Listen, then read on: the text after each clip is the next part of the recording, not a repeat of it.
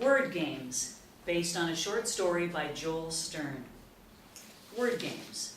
Superimpose quote over black.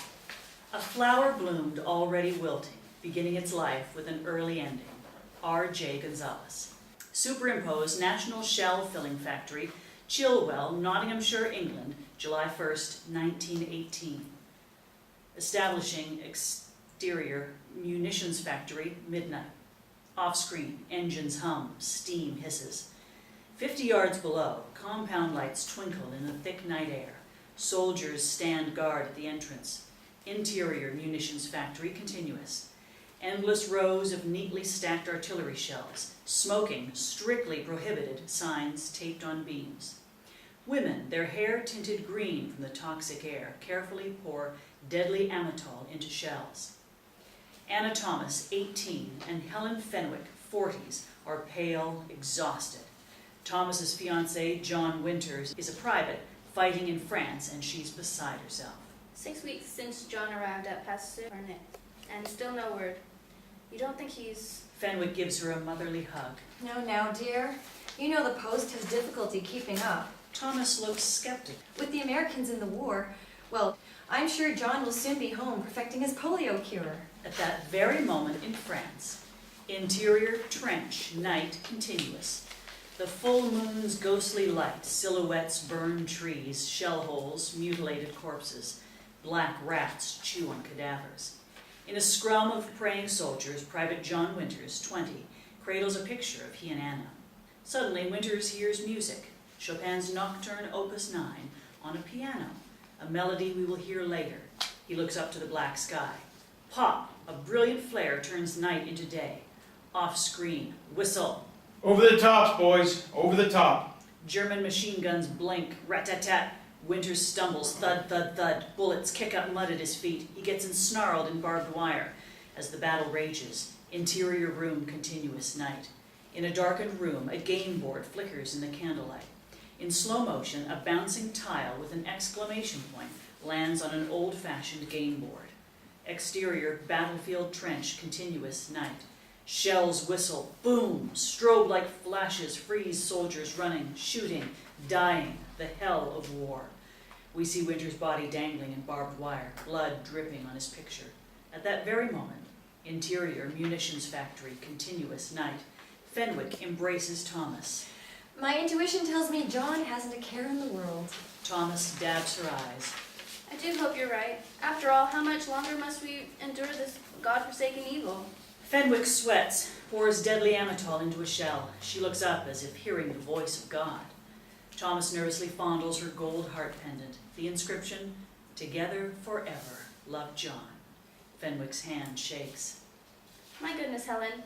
Do be careful. Off screen, thump thump, thump thump, tick tick tick. Oh God, I beg you! Interior factory storage closet, continuous. Dynamite is strapped to an alarm clock. Exterior factory, bluff overlooking Chilwell, continuous. Johann Teufel, 40, peers down through binoculars. He holds an identical picture of Winters and Thomas. Teufel's watch ticks, 40, 45, 50. He spreads his arms, looks up. Oh, my Jesus, forgive us our sins, save us from the fires of hell, lead all souls to heaven, especially those in most need of thy mercy. The full moon slips behind clouds. The second hand strikes 12. Kaboom! An enormous explosion turns night into day. A blinding orange cloud mushrooms high into the air. Down below, Hiroshima-like devastation. Fire, bodies, twisted metal, and Thomas's fly-covered hand clutching her gold pendant. Superimpose, Christmas Eve, 2016. Exterior, Elysium Retirement Home, twilight. In a blinding blizzard, we see materializing in the distance an old man in a wheelchair. We approach him through the point of view of orderly Jose Ramirez, 30s. He slogs through deep snow, gasping for breath. The grotesquely frozen figure wears only a white hospital gown. A small bag rests on his lap. Yo, old man! What the hell are you doing out here? Ramirez checks his pulse, places his ear to his chest. He rests his hand on the man's head. O Father, that you are in heaven. Off-screen, howling wind. A faint ray of light illuminates the old man. He grabs Ramirez, Horrified, Ramirez jerks his arm back. Motherfucker! The man's frozen eyes struggle to open. He looks up at Ramirez and winks. Interior, Elysium Retirement Home, night. Christmas lights blink in the frosted window behind white-bearded Dave Phillips, 75. He's being examined by Dr. Sam Rosen, 50s. Phillips is thawing out, his cheeks now rosy red. Ramirez's eyes follow Rosen's every move. Rosen shines a penlight into the old man's eyes. If our friend Jose didn't find you when he did. Yes, that would have been a tragedy. Beat. Ramirez's lips tighten. Who left you out there? Phillips doesn't answer. Rosen slides his stethoscope across the old man's chest. Was it a family member? This is completely confidential. He, he needs rest, Doc. I'll go get him signed in. Interior, nurse's station later. Crooked pictures hang on peeling two-tone olive drab walls. Head nurse Susan Wexler, 50s, is on the phone. Her thick makeup and black, drawn-on eyebrows can't hide her miserable demeanor. Look, this storm's gonna be a killer, so I need his paperwork ASAP. Yeah, I'll hold. She stands, covers the phone, looks down at Phillips. Who brought you here? From Phillips' point of view, Helga Schlecht, 90s, is wheeled past him. In slow-mo, Schlecht turns to Phillips. Her jaw drops. She's too horrified to speak. How are you today, Mrs. Schlecht? Schlecht is wheeled away. Yeah, we get all kinds. Look, call me as soon as you find out. She hangs up, hands Ramirez a clipboard. Take our mystery man to the rec room until lunch. Today's your lucky day, veal parm. Ramirez wheels Phillips down the dimly lit hallway. Dog shit. Interior hallway continuous. You picked a good day, Mr. Dave. There's a guy I want you to meet. They enter the rec room. Interior recreation room continuous. The room, like its residents, is old and tired. An outdated TV flickers from the ceiling. Ramirez rolls Phillips to a table by the window. There sits janitor Saul Genesini, 40s, chewing, popping a bubble. He's studying a jar filled with black flies inches from his face. A mop in a bucket leans against the table. Saul's the ultimate loser. Beady eyes, greasy ponytail. Among his tattoos, a teardrop under his left eye and a snake on his neck. He speaks like an inmate most of the time. Underneath his death row looks is a morally tortured soul, confused over right and wrong. One minute he's a confident genius, the next a depressed, sadistic lowlife. Next to his fly jar, a chessboard and vial of haloperidol. He taps the buzzing jar. Fascinating creatures. Hey man, put that away already. He always bugs out when he's in here. Get it? Bugs out? Saul picks out a fly with tweezers and lays it on a napkin. There you go, Jeremiah. Philip's eyes narrow. Around forever, nobody's figured out how to kill them off. Like people. Ramirez shrugs at Phillips. Saul grabs Jeremiah's wing with tweezers. Torture? Nah. I call it prolonging pleasure. Saul pulls the wing off the fly. He throws his head back like he's having an orgasm. Man, enough of that shit. I'm gone, dude. Ramirez turns away. Saul flicks the dead fly, hitting Ramirez in the back. Interesting hobby, I must say. This is more than a hobby. Saul blows a bubble and pats his thighs. So you're the guy they found in the snow. Phillips rubs his chubby red cheeks. Thawed out and ready for the prom. That's a good look. I have a feeling the babes here will love you. A woman, 80s, sleeps, drools. So this is it? Yes, sir. Last stop on the 5:15 to Shitsville. Phillips looks down at a black rat sniffing his feet. The end of the line. Yeah. On this route, anyway. Saul drops a piece of veal parm into the fly jar. So where you from? Phillips fogs, wipes his bifocals with a tissue. I'm from anywhere I can help promising young souls reach their potential. Saul grabs his mop and sings The Wanderer. I'm the type of guy who will never settle down. A nurse, 50s, gives Saul a shut up, stupid look. Saul stops, gives her a dirty look. She'll get hers. So what do you think? New wave lead singer or what? New wave. Get with the times, bro. Saul scoffs, blows a bubble. Phillips looks at Saul's manicured nails. Yes, my friend. The trick in life is to make the peons do the dirty work. A few feet away, a maintenance man, 30s, on a ladder, changes a light bulb. And blame them when shit goes wrong. Saul looks at the man. The man fumbles the bulb and it smashes on the floor. I'm another kill bossy, you idiot. Saul laughs. The man doesn't seem to see or hear him. Saul cradles his fly jar. Musca domestica, a fly of the suborder Cyclorapha, believed to have evolved in the Cenozoic era. Want to torture a few? Phillips reaches into his bag, holds up a worn Scrabble game. I'd rather play this. Okay. They set up the game. The TV flickers. Folks, this will be hands down the greatest snowstorm in our nation's history. Phillips tosses a thick, worn paperback onto the table. The world's funniest jokes. Saul picks it up, reads the title, and tosses it back. Nice. Tell me a good one. Phillips finds a joke. Okay. Why does everyone pray after a disaster? Saul's eyes light up. I don't know. Why? Hasn't God just proved he doesn't give a damn? Saul points at him like De Niro. You. I like that, you. Yeah, I guess you don't. Saul tosses his own book on the table. The History of Man. Saul's accent again changes to upper crust. An accumulation of the most heinous, preposterous actions ever undertaken by Homo sapiens. Phillips tries not to laugh. May I? With his thumb on the edges, Phillips zips through the book in seconds.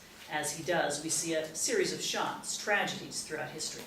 The Chilwell factory explosion, atom bomb over Hiroshima, new Coke revealed at 1985 press conference, a tsunami hits a tropical seaside resort, interior recreation room, continuous night. That new Coke was pretty damn tasty. People. What are we gonna do with them? Beat. Anything we want. Phillips pulls a teddy bear from his bag. The bear is wearing a blue and gold bow tie. Meet Peter. Saul drops the magazine, adjusts his lensless horn-rimmed glasses. Don't tell me. I give Peter to special people. Gifted, talented people who somehow fall short. Consolation prize. Tell me you're not gonna do what I think you're gonna do. Beat. Phillips spells undo on the Scrabble board. Beat. Saul slams both fists on the table and stands. If you undo this, even God couldn't help you. Saul sits. He raises a Time magazine that hides his face. On the cover, TWA Flight 800, July 17, 1996. Got any grandkids there? Dave? Philip's eyes say, you should know better. Off screen, fade up Chopin's Nocturne Opus 9. Beautifully played by a pianist whose shadow reflects off Philip's eyes. We go to Philip's flashback. Interior music class, Montersville High School, day. Small fingers run lightly over piano keys. We pan up to child prodigy Monica Walker, a plain-looking 13-year-old. Monica's obsessed with becoming a world-famous composer, but fears fate will keep her from ever escaping her sleepy Pennsylvania town. She's brilliant and stubborn. Artsy music teacher Stephen Gemler, 30s, stands next to her with his eyes shut. Rain batters the window. Blunk. Wrong note. Gemler winces, checks his watch. Okay, you can stop. Instead, she plays another measure, louder, more forcefully, until blink, Gemler drops his head. Monica, it's time. Blink, blunk, blink. She shuts her eyes. How many times did I tell you? F sharp and G flat are not the same. She crosses her arms. You're a brilliant young girl, but maybe this isn't your destiny. Maybe you need to... You're so wrong, Mr. Gelder. This is my destiny. He paces to the window and looks out. He struggles to find the right words. Sometimes, no matter how hard we try, it's just not what the good Lord intended. He walks back, crouches, and touches her hand resting on the keys. Maybe he's guiding you along another path. She grabs her bag. Peeking out is Friedrich Nietzsche's Beyond Good and Evil. She slings the bag over her shoulder and walks to the door. Maybe he's just daring me. Interior recreation room continuous. Philip's teddy bear, Peter, now has a sinister smile. Saul taps his rolled-up Time magazine against the old man's forehead. So, you're really gonna go through with this? The old man glares at him and continues his story. Fade. Superimpose, Montersville High School, June 1996. Interior bathroom, night. Monica, now 16, and childhood friend classmate Julia Watson apply makeup by the sink. Julia is also a National Honor Student, pianist, and church choir member. She sees herself as Monica's big sister. A flyer taped to the mirror promotes the play they're attending. Montoursville High School presents Phantom of the Opera, June 16 to 20th, 1996. The flyer next to it. Missing, Deborah Casey, age 52, custodian, Montoursville High School. Casey's replacement, hulking, unkempt Sarah Malloy, 60s, mops behind them. She strains to listen. Good lord. Can you believe Todd messed up his opening line? They giggle. I thought he was going to piss his pants. I guess Broadway isn't his destiny. More giggles. Julia's tails off first. Speaking of which, little lady, tomorrow's your big night. Carnegie Hall. Wow, you must be so psyched. The life drains from Monica's face. She braces herself against the sink. Julia strokes her hair. Oh, come on. You'll be great. Just imagine Mr. Glimmers watching you with no clothes on. Ew. Julia gives her a motherly hug. God, you're so blessed. National Honor Society, musician, church choir. Just imagine where you'll be in 10 years. Malloy's manly hands tightly grip her mop handle. Yeah, but what if... Malloy's eyes narrow. Julia backs away from Monica. Don't you start that again. Monica's eyes glaze over. Monica's fantasy. Exterior ocean, twilight. Total silence. The water is smooth as glass. Monica stares at us, her face ghostly white. She sinks. Back to scene. Interior bathroom, night continuous. Remember what Father McGowan said Sunday? Monica comes to. That God guides all his creatures with wisdom and love to their ultimate end? Monica's eyes search Julia's. Malloy lowers her head and slowly mops. I mean, what if the man upstairs already decided your fate? And what if he's just playing some cruel game with us? Julia gives her a tissue. I can't believe you. You're always so negative. You have your whole life ahead of you. Monica nods, wipes a tear. Julia rifles through her bag. You have a special gift the whole world's gonna know about. God loves you, Monica. Remember that. Julia's eyes light up. Guess what I have? Don't tell me you got your driver's license. Look out, Montoursville. Nope. Way better. She pulls out a red and white airline jacket and hands it to Monica. TWA Flight 800, Paris, July 17, 1996, 7 p.m. They jump up and down, exchange high fives. Woohoo! Malloy's furious. She kicks the bucket, sending dirty water flowing over the girls' shoes. You're paying for these. Malloy flashes an empty smile, eagerly towels off their shoes. Like, do you speak English? Malloy stops toweling and looks up at Julia with empty eyes. Parlez-vous anglais? Comprehend English? Malloy nods eagerly. Julia turns to Monica, rolls her eyes. Come on, she's probably deaf. No, prob. I guess we'll just have to buy new ones in Paris. Julia smiles and lets it go. Ooh, guess what? My dad said I could have some wine in France. Watch it, sister. My mom's gonna be a chaperone. They laugh, slosh past Malloy out the door. Interior hallway continuous. The door shuts. Teens, parents fill the hallway. God, she really creeps me out. What happens to Miss Casey? I don't know. Claire said she was kidnapped. Kidnapped? Come on. Who had kidnapped a high school janitor? Julia shrugs. Ray, 40s, and daughter Amanda, 16, come over. Ray smiles at Monica. Hi, Monica. I'm not sure if you remember me. Monica's flashback. Exterior, Montoursville Community Pool, day. Off-screen, screams, panicking swimmers. Monica, 14, swims unconscious Amanda, 14, back to the shallow end. Lifeguards pull Amanda from the pool, administer mouth-to-mouth resuscitation. Return to scene. Interior hallway continuous. I just want to thank you again. Ray looks at Amanda. Amanda responds with a nod of thanks to Monica. Monica smiles. Interior bathroom, night continuous. Malloy rests her hands and chin on the top of her mop handle. She's studying Casey's missing person flyer. Superimposed, the next night. Establish exterior, Carnegie Hall, New York, twilight. 3 giant flags flutter over the ornate entrance. Interior, Carnegie Hall, recital hall, continuous. In a white prom dress, a size too large, Monica plays Chopin's Nocturne, Opus 9, the same piece John Winters imagined hearing moments before he was killed in World War I, and the piece Monica played for her music teacher. Working class family, friends, listen. Up front are her simply dressed parents, Bill and Eleanor, 40s. Bill is a no-frills guy doing the best he can in life. His eyes twinkle with pride. Eleanor rests her head on his shoulder. A younger Phillips sits next to Bill. Monica's final notes echo.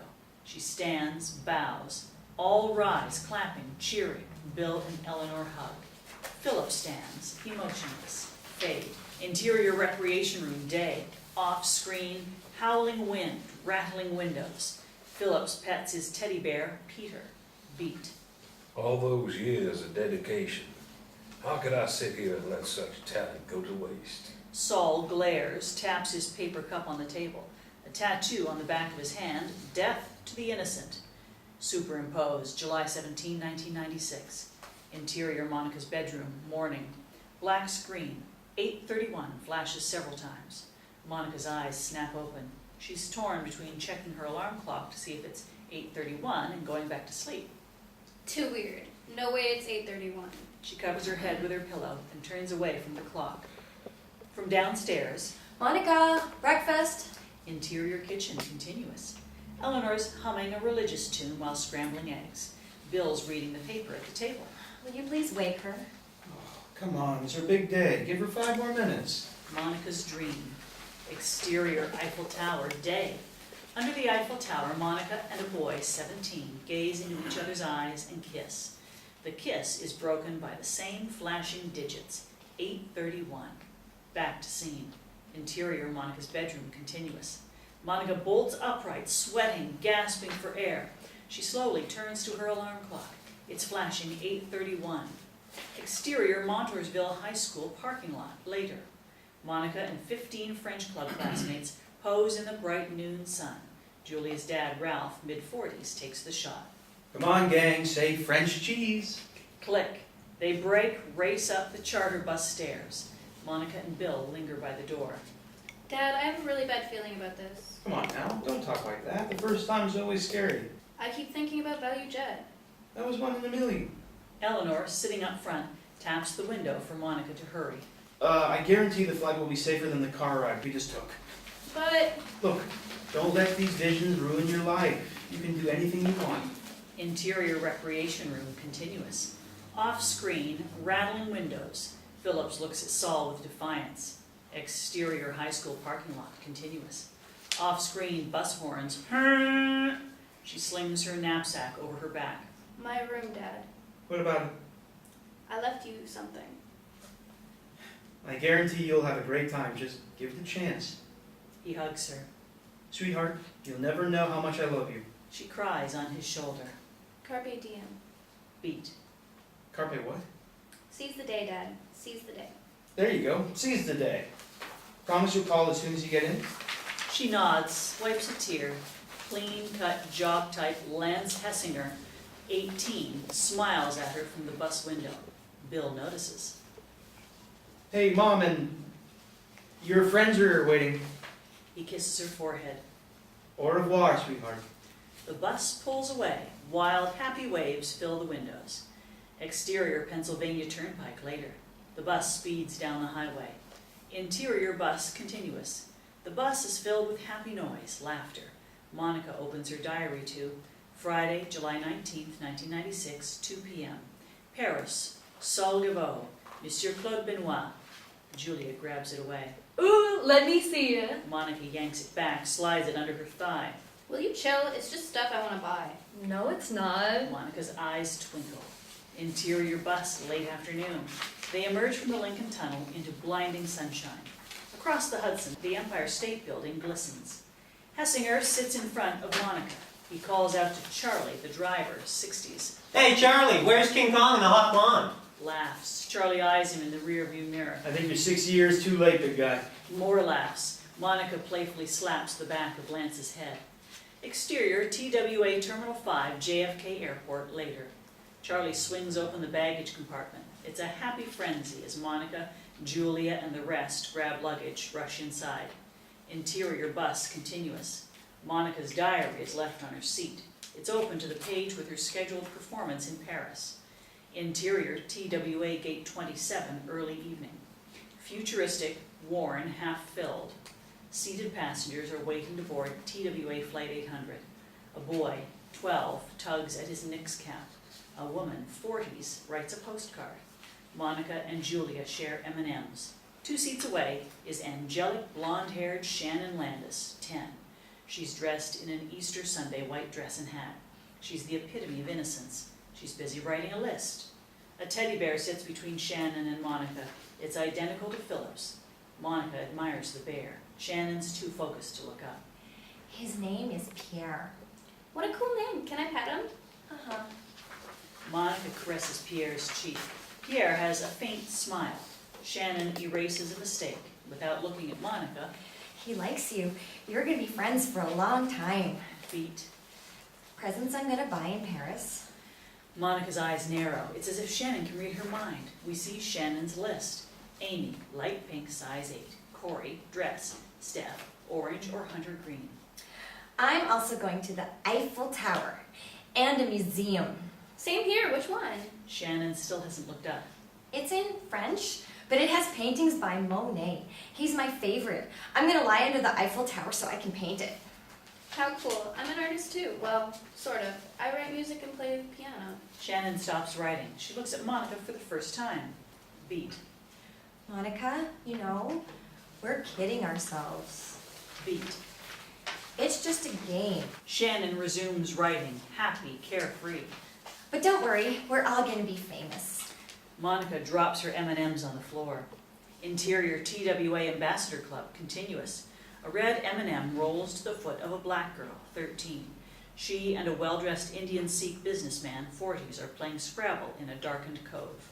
Interior, gate 27, continuous. Famous? What game? And how do you even know my name?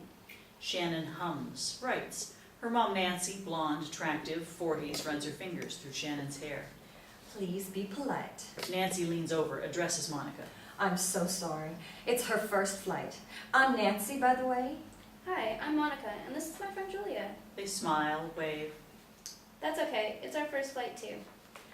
I was a flight attendant for 12 years. Trust me, you'll be in another world before you know it. Shannon nods in agreement, writes.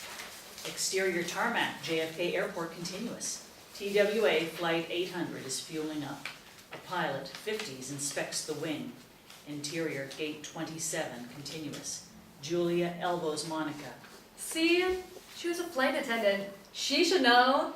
Athletic-looking Danielle Briere, 20s, sits down opposite them. A hockey bag is nestled by his feet. Beaming, he turns to Midwestern folksy Jane, 60s. You were right. I just called her. I'm engaged. Jane's eyes light up. See, I told you. Do you think she'll mind if I give you a big hug? They laugh, hug. Nancy watches with a smile. Well, now I'm convinced the good Lord wouldn't let anything happen to us. So, are you guys staying in Paris or going on to Rome? Paris and Switzerland. We're with our French class. A paper ball glances off Monica's head. Hessinger turns away. I've been invited to play Sally Gabot in Paris Friday. And you didn't tell your best friend? Thanks a lot. Wow, that's one of the most prestigious venues in Paris. Something tells me we'll see you play at Carnegie Hall one day. Shannon, writing, shakes her head no. Now boarding TWA Flight 800 to Paris at gate 27. First class passengers. Shannon clutches Pierre to her chest. Mom, we're not ready to go. Are you having those bad thoughts again, sweetheart? Shannon grabs Pierre in her children's book. Well, see you guys on board. Nancy and Shannon hold hands, walk to the jetway. Shannon drops her book and looks back. Monica picks it up. The title, One Night It All Disappeared. Beat. Monica waves it. Hey Shannon, you dropped your book. Shannon comes back. She looks deeply into Monica's eyes, shakes her head. She takes the book, walks away. Ready? Monica watches Shannon and Nancy get in line. Julia sidles up to Monica. Ready? Oh my god. Come on. She's just a little kid. No, I mean the book. Julia's confused. It's the one my mom wrote. Interior TWA Ambassador Club continuous. The businessman playing Scrabble is Rajiv Singh. His game partner is Tanya Sheffield. They study the spelled words.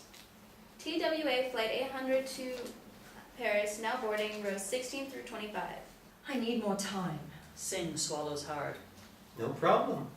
He spells wink. Instantly, interior gate 27, continuous. Karen, 30s, and sister Jenny, 40s, enter the jetway. Karen stops. Oh God, no. What's wrong? The plane is gonna break apart. I can see it. Interior TWA Ambassador Club, continuous. Why did you just give Karen a wink?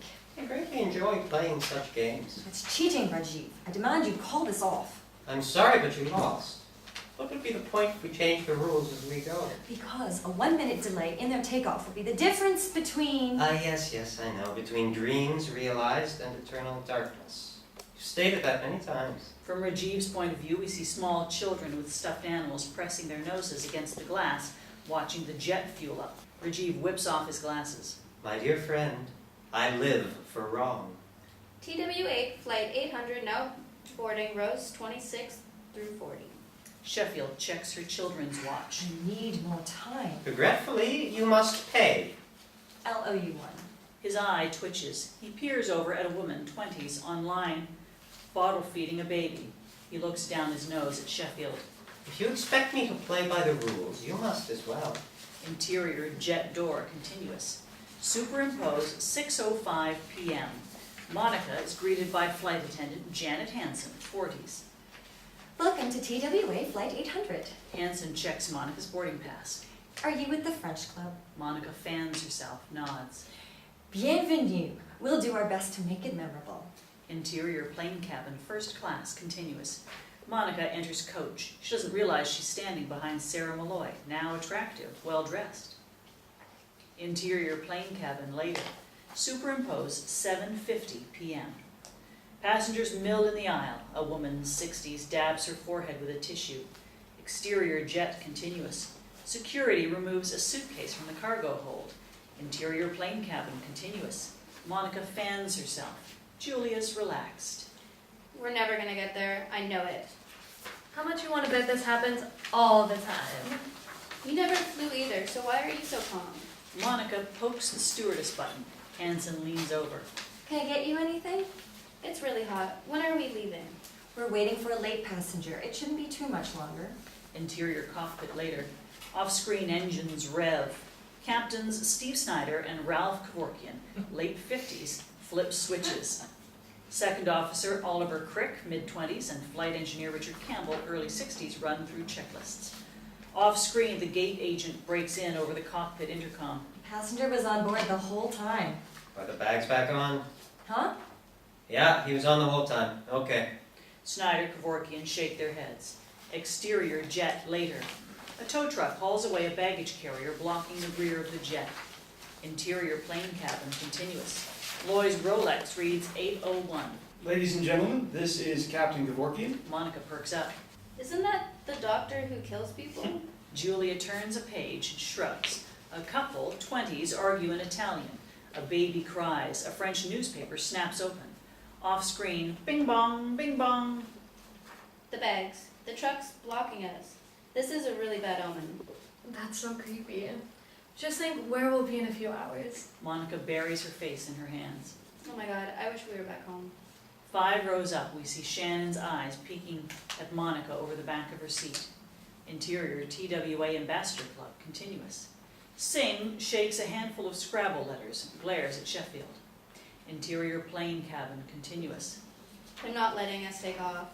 Who? Those two, the girl and the guy. Interior TWA Ambassador Club, continuous. Singh slides the letter O. And interior plane cabin, continuous. A muffled boom. Monica is startled. Jeez, will you chill? They're just closing the doors. God, what a downer. Monica fumbles through the seat pocket. Quick shot. Interior TWA Ambassador Club, continuous. A half dozen words fill a Scrabble board. Interior TWA cabin, continuous. Scrabble. Scrabble? My great-grandma plays that. I swear, I see the words. Well, they're not in there. A woman, 70s, shakes her head at Monica. Will you calm down? You're making a scene. Off screen, bing bong. Monica fumbles with her seatbelt. Are you crazy? I don't care. We see a blue and gold badge, United States Federal Air Marshal. We're taking off, okay? Remember all the bake sales and car washes we did for this trip? Monica flops back, shuts her eyes. Interior cockpit continuous. Are we reconciled? Let's go. Push. Off screen, thump, the cockpit door shuts. We won't bother telling him the passenger was on board the whole time. Well, we'd have a mutiny back there. Off screen, bing bong, bing bong. Let's go. Snyder pushes up the throttle. Engines whine higher. Interior TWA Ambassador Club continuous. Sing spells D-O-A. You lying son of a bitch! Interior gate 27 continuous. It's empty except for Kathy Marone, 40s. She's running to the counter waving her ticket. Hey, wait! Don't leave! Interior counter continuous. Marone's out of breath. She hands her boarding pass to Flight Attendant Marie, 20s. Well, today's your lucky day. Marone makes the sign of the cross. Interior TWA Ambassador Club continuous. Sheffield shakes her head at Singh's word, D-O-A. Watch this. Instantly, a busboy, 20s, brushes against their Scrabble board, knocking it onto the floor with D-O-A unspelled. Interior gate 27 continuous. Davis's computer screen now flashes TWA Flight 800 closed. I have a wedding in Paris tomorrow. Please, I have to get on that flight. I'm sorry, but they just shut the doors. But I can get you on the 9:10 through Rome. Marone drops her head. Interior TWA Ambassador Club continuous. Singh and Sheffield dump Scrabble letters back onto the board. You're quite efficient at upsetting my plans. He leans forward, removes glasses. But you saved just one. There are many more for me. Exterior runway continuous. TWA Flight 800 roars off into the sunset. Interior plane cabin later. The aircraft climbs. Hessinger, 2 rows up, peeks back at Monica. They exchange smiles. This surprises Hessinger's pal, Daniel, 17. Dude, since when? Hessinger locks his lips with an imaginary key. The Long Island coast glitters in the purple twilight. Monica surveys her relaxed classmates. I'm sorry I acted out. Julia flips through the Wall Street Journal. No prob. Oh, look. Dole Foods earnings dropped 19%. I love pineapple juice. Jus d'ananas. Think French. Julia drops the paper. You're right, as usual. Monica looks out the window. In the distance, a glowing white light is snaking right at them. Oh my god, what's that? Interior TWA Ambassador Club continuous. I can never trust you. Interior cockpit continuous. Captain Kevorkian sees the missile. Christ, hold on! Interior plane cabin continuous. The jet nose dives, banks sharply. It's a roller coaster. Engines whine, oxygen masks drop, passengers scream. Interior TWA Ambassador Club continuous. The diving jet reflects off of Sheffield's eyes. She slides Y to spell delay, and interior plane cabin continuous. The jet levels off, mayhem subsides. Interior rec room continuous. Philip's shaking hand raises a bottle of Old Grandad to his lips. Divine intervention. He drinks, slams down the bottle. He leans over to Saul. Turns out she had the time of her life. Saul strums his fingers. The flies stop buzzing. All we hear is the howling wind. Okay, Mr. Doubting Thomas. Phillips hands him a faded picture. We see Monica and Lance hugging under the Eiffel Tower. Monica? And Lance. The young man who smiled at her on the bus. Married 10 years. She's a pianist with the New York Philharmonic, and he's, well, see for yourself. Phillips hands Saul a yellowing newspaper clipping dated September 12, 2001. Local G-man Hessinger helps thwart World Trade Center terror attack. Yep. 2 boys, white picket fence, the whole enchilada. Exterior upper scale suburban home's backyard day. Renee Hessinger, 12, and brother Alain, 8, laugh, spray each other with hoses. This annoys Monica, mid-30s, who tries to read on a lawn chair. Put those down. But he's a mad. I said no. They drop their hoses. Mummy, I'm not a merde. He is. Both of you go inside and wash up for dinner. They sulk and go inside. Interior FBI headquarters, Philadelphia, Pennsylvania, later. FBI agent Lance Hessinger, mid-30s, is on the phone with wife Monica. On his desk are 2 pictures. In one, he shakes hands with George W. Bush in front of the Twin Towers.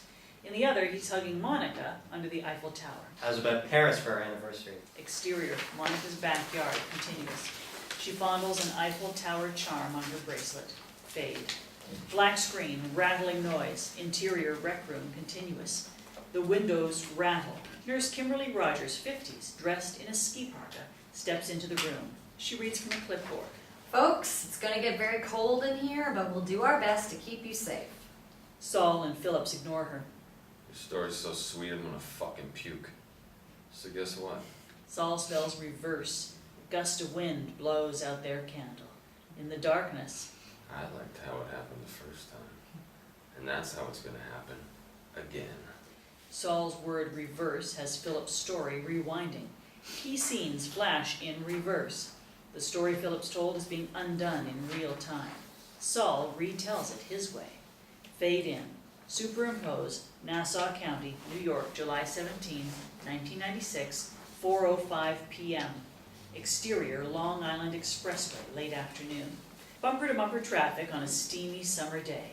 An 18-wheeler marked Aegis Group inches forward. Interior truck cab, continuous. Cigar smoke wafts in the air. Pete LaRocca, 40s, a James Gandolfini type, and Pat Ryan, 20s, are running late. TWA Kennedy at 5. Ugh. Ryan wears a white wife beater. He sips coffee from a styrofoam cup. He's reading the Daily News. Fuck that. LaRocca chucks his stogie out the window. Interior truck continuous. In the shadows, we make out a crate stenciled TWA JT9 jet engine. That engine's got to get on that 800 flight. Interior truck cab continuous. Geez, we finally beat Clemens at Fenway. Huh. LaRocca finds daylight in the middle lane. Hold on to your tits, buddy. He swerves into the lane, but the car in front stops short. LaRocca slams on the brakes. Ryan's coffee goes flying. LaRocca pounds the horn. Hey, son of a whore. Ryan's shirt is soaked with coffee. Fucking dick! I was going out on this tonight. Ryan shakes his head, snaps open his newspaper. So 800 leaves 2 hours late. They'll live. Interior recreation room, continuous. Saul's tweezers grab a fly's wing. He's about to pull it off, but stops. Sorry, Dave. But your granddaughter's gonna have to sweat this one out. Interior plane cabin, continuous. A fly is on the back of Monica's hand. She swats it away. Julia's engrossed with The Foodie's Guide to Paris. Oh, I hope we can go to the British Cafe. Chocolate crepes. God, this delay's torture. Two stewardesses, 40s, check their watches. Interior truck cab, continuous. Off screen. Hit Me Off by New Edition plays on the radio. Ryan plays invisible drums on his newspaper. He looks at a fender bender on the shoulder, stops playing. Hey, Rox, Beat. you believe in fate? LaRocca shrugs, checks his watch. My cousin Eddie in Miami. I ever tell you this? LaRocca spits out the window, adjusts the mirror. Well, he's flying from MIA to Atlanta to bang some broad. He's running late, but his car dies on the I-95, so get this. He lucks out because the exit's right there, so he coasts a few blocks right into an Avis lock. An Avis lock, Rox? What are the odds? LaRocca checks his watch, clamps down on his stogie. You listening? Yeah. So then what? So he rents a car, he does like 100 the rest of the way, and ends up making his flight a minute before takeoff. A goddamn minute, Rox. Sweet. I love happy endings. Ryan chokes up, turns away. It's fucking value jet. Beat. LaRocca's cell rings. It's dispatcher Joey Cantu. Yo, Joey Can-Do. What up, brother? Hey, Rox, it's late. Where you at? Exterior Long Island Expressway, continuous. They creep past a sign. Exit 36, Shelter Rock Road. Interior truck cab, continuous.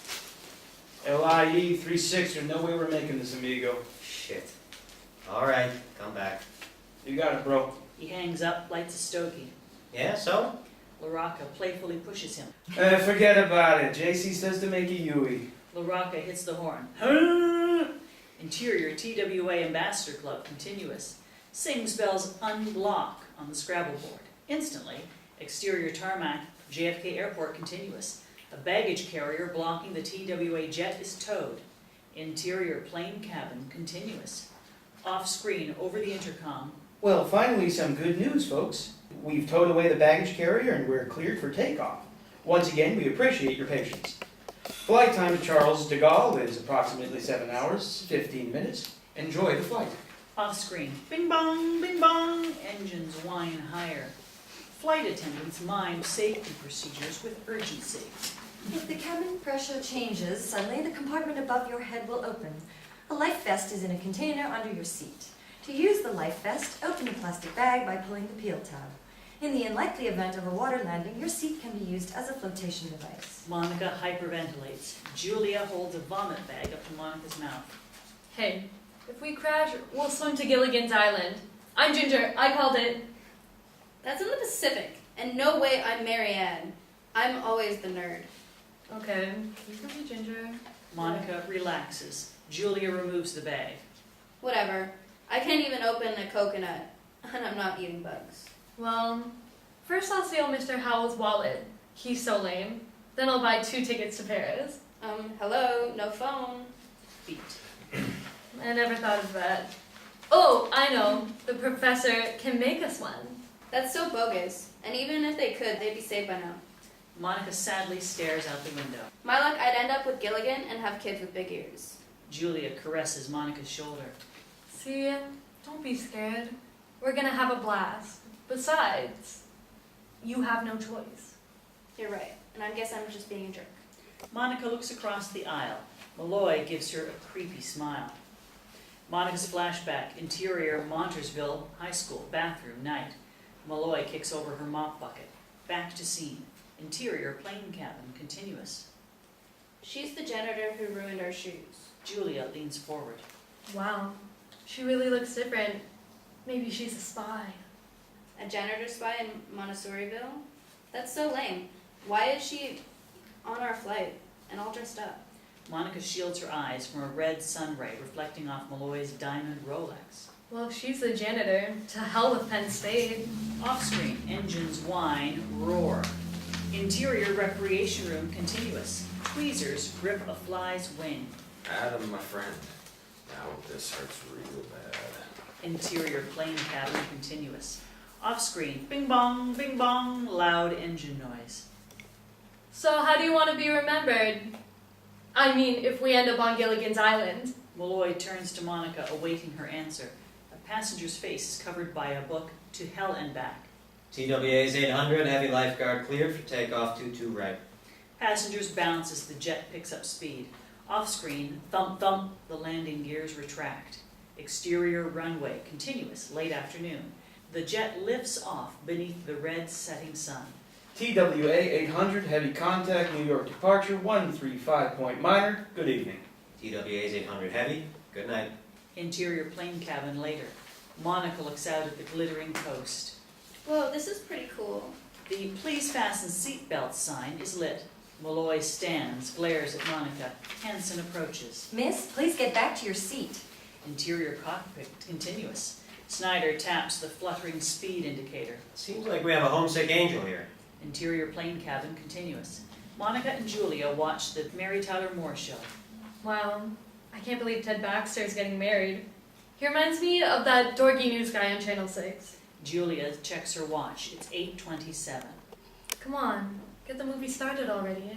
The birdcage? Michelle said it was so gay. Who cares? I love Robin Williams, even though my dad thinks he's a total commie. They giggle. Monica skims through her French book. I bet I forget everything. Ooh, be my translator, please. No way. I just hope I don't get lost. Can you imagine? My name is Monica Walker and I can't speak a word of French. Help. But it would be a cool way to meet a French guy. More giggles. Monica frantically searches her bag. Forget something? I can't believe I left my diary on the bus. Interior TWA Ambassador Club continuous. Sing winks at Sheffield. Exterior Bill Walker's backyard continuous. The sun is setting. Monica's dad Bill is raking leaves. He grabs his chest and doubles over in agony. Interior plane cabin continuous. Off screen, the monotone voice of Navy Commander Jack Tager. All systems go. Did you hear that? You're what? All systems go? It must be the pilot. Hessinger looks back at Monica and winks. Julia thinks Hessinger said it. Okay, now I get it. So, exactly how long have you two been dating? Monica zips her lips like Hessinger did. Hansen hands the girls bags of peanuts. Monica's watch reads 8:29 p.m. Interior U.S. Navy sub weapons room continuous. High-tech gadgets. A finger is an inch from a red button. Launch. The finger presses the button. Off-screen alarms sound. A screen shows a missile launch. Exterior sky over Long Island continuous. A missile bursts from the ocean, snaking into the sky. Interior plane cabin continuous. And what can I get you? Sky Mall magazine covers Julia's face. Vodka and tonic, please. Hansen gently pushes down on the magazine. Julia has a sheepish grin. You can have juice or soda. Ginger ale, please. Hansen smiles, cracks open a bag of ice. She sees Monica's French book. You guys will love Paris. I want to see the catacombs. But Miss, I get grossed out by everything. Thinks it's stupid. Yeah, life is too short. Who wants to be with all those dead people? Malloy looks at Monica. We see Shannon's sad eyes. Hansen chuckles, pours soda. I don't care. I just want to see lots of cement. You know she's going to be famous one day? Monica looks out the window. She's playing at a famous concert hall in Paris, but wouldn't tell her best friend. I didn't even tell my dad. Well, maybe one day I'll be able to say you were on my flight to Paris. Interior TWA Ambassador Club continuous. Singh is spelling a word. So far it reads mall. Sheffield pulls him in by the back of his neck. Don't you dare, you son of a bitch! He smiles. She lets go. He adds O and Y to spell Malloy. Interior plane cabin continuous. Malloy twitches. Her dead eyes come to life. The cabin rattles, shakes. Overhead bins pop open. Oh my god, what's happening? Malloy stands behind Hansen. Her hands are clasped at her waist. A tattoo on the back of her hand reads, "Death to the innocent," identical to Saul's. She glares at Monica. It's just turbulence. Hansen turns around to Malloy. Miss, I told you to get back into your seat. Malloy backs into her seat. Superimpose. Salle Gaveau, Paris, July 18, 1996, 2:31 a.m. Set. Interior hallway, night, continuous. The title on the open door, Directeur de Musique. In the dim light, we see a man with his back to us in a chair. He's enthralled with Monocle's Nocturne Opus 9, being played on a cassette deck. We enter the room. Interior director's office, night, continuous. The man, Claude Benoit, 50s, rests his feet on his desk. We see a folder labeled Monica Walker. Benoit glances over at a wall painting of Chopin playing the piano. The moment he does, interior jet cockpit, night, continuous. Snyder gives a command. Golly, Huh? climb to 15,000. Power set. Interior plane cabin, continuous. Monica looks up. Instead of Mary Tyler Moore on the screen, she sees Malloy and a mole under her right eye, identical to saboteurs in England. Malloy bolts out of her seat. Shannon's teddy bear, Pierre, drops into the aisle. Malloy steps into the aisle and opens her arms wide like Jesus on the cross. She glares at Monica. In a deep, chilling man's voice, she recites the saboteur's prayer. Oh my Jesus, forgive us our sins. Save us from the fires of hell. Lead all souls to heaven, especially those in most need of thy mercy. Through Monica's window, a missile trailing white smoke heads right at them. Oh my god, look! Interior, TWA Ambassador Club, continuous. Sheffield bites her lip. Singh's hands tremble. You're going back on your word. A sweat drop dangles from his eyebrow. We hear his heart pound, thump, thump, thump, thump. Regretfully, I am. In slow motion, the drop approaches the word boom.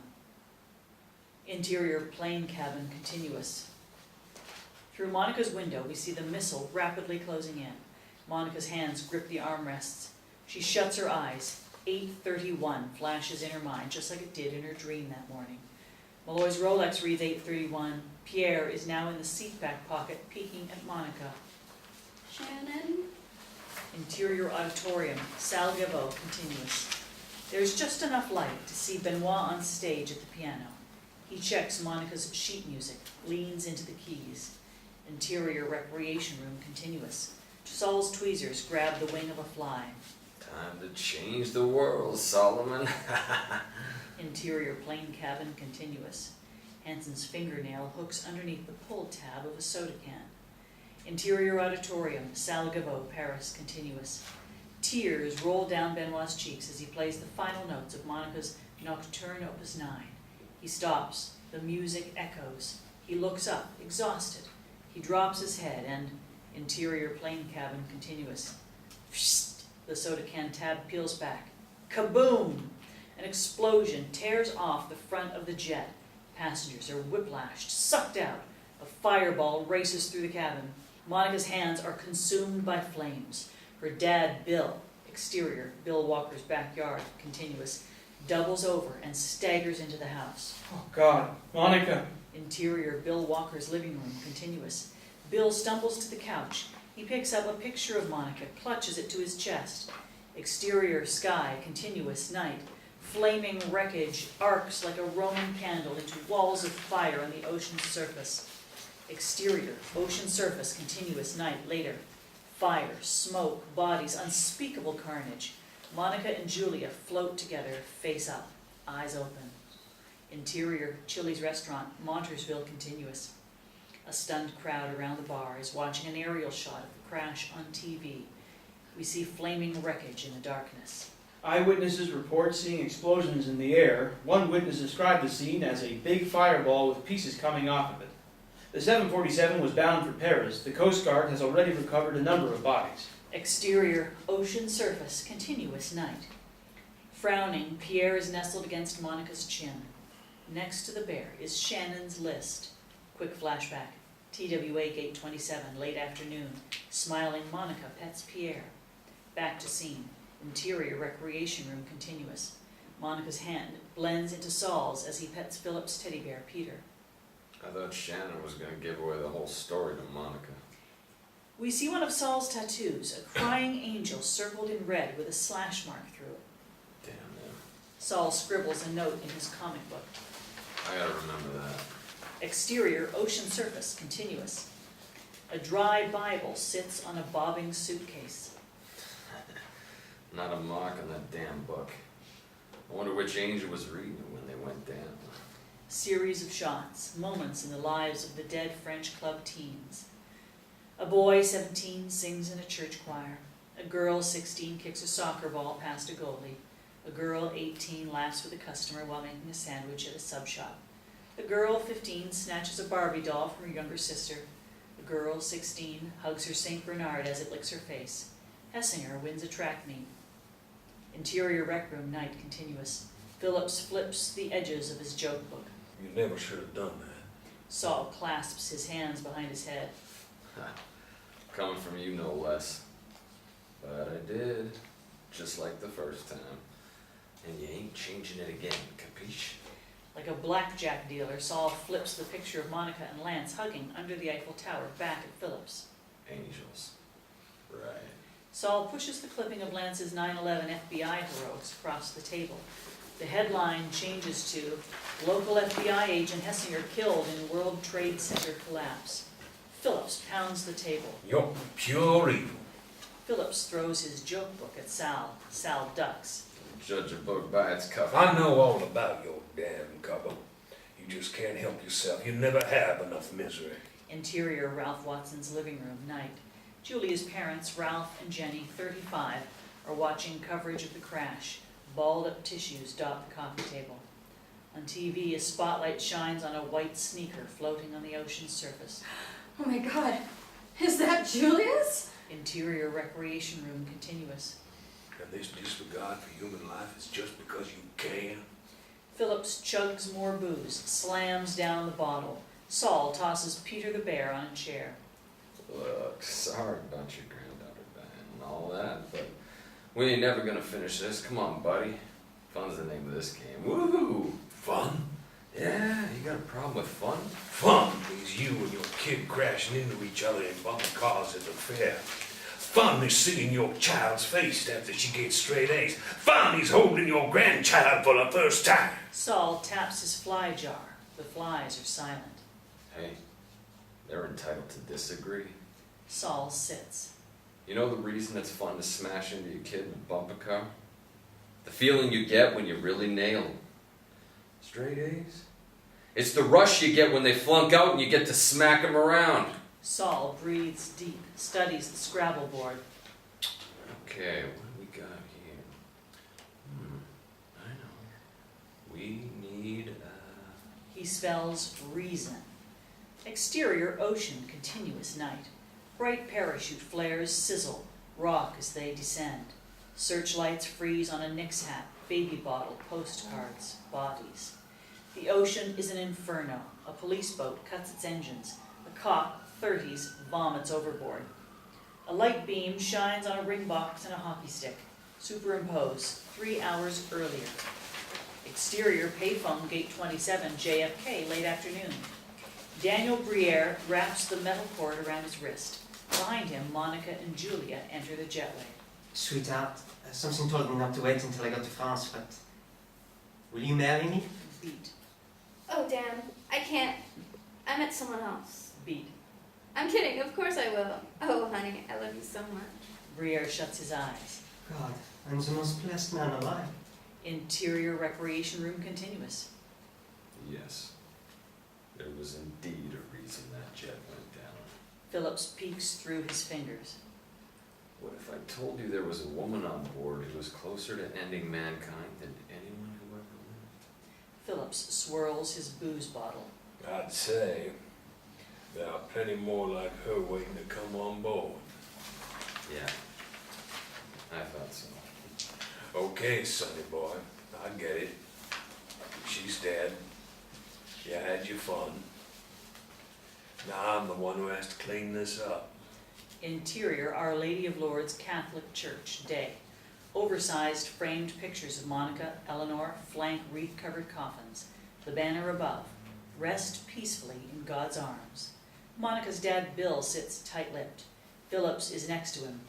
Bright TV lights beam on Father John McGowan, 50s. Cameras flash. His quivering voice echoes. There are no answers we can provide you this morning. A girl, 16, cries on another girl's shoulder. It prompts us to call to God, whose heart was the first to break when TWA 800 fell from the sky.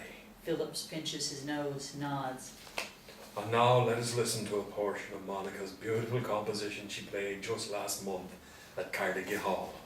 Off-screen, Chopin's Nocturne, Opus 9, more hysterical wailing. On a table by the altar, Monica's sheet music, a picture of her in a high chair, her birth bracelet.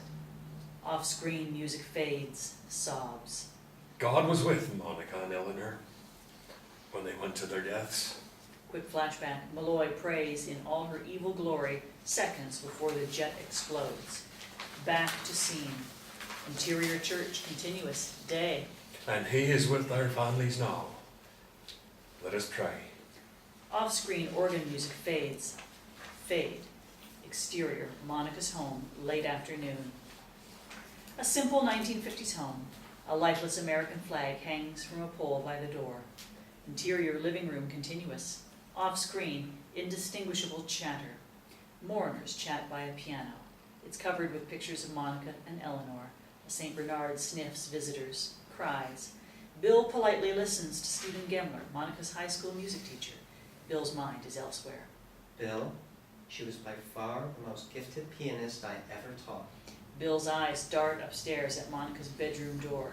It's as if someone is calling him. Excuse me, Stephen. Bill, maybe you shouldn't. Bill taps Gemler on the shoulder, lumbers up the stairs. Interior hallway, continuous. The sign on Monica's door, enter at your own risk. Bill shuts his eyes, takes a deep breath. His trembling hand turns the doorknob. Interior Monica's bedroom, continuous. It's dark, immaculate. Barbie dolls neatly line her bookcase. Her bed looks ready for military inspection. Bill picks up a note on her desk. We see his eyes from below the note, eyes filling with shock, tears. He flashes back to Bill's flashback, July 17, 1996. Exterior high school parking lot, noon, dreamlike. Bill and Monica hugged by the bus door. My room, Dad. What about it? I left you something on my desk. Back to present. Interior, Monica's bedroom, continuous.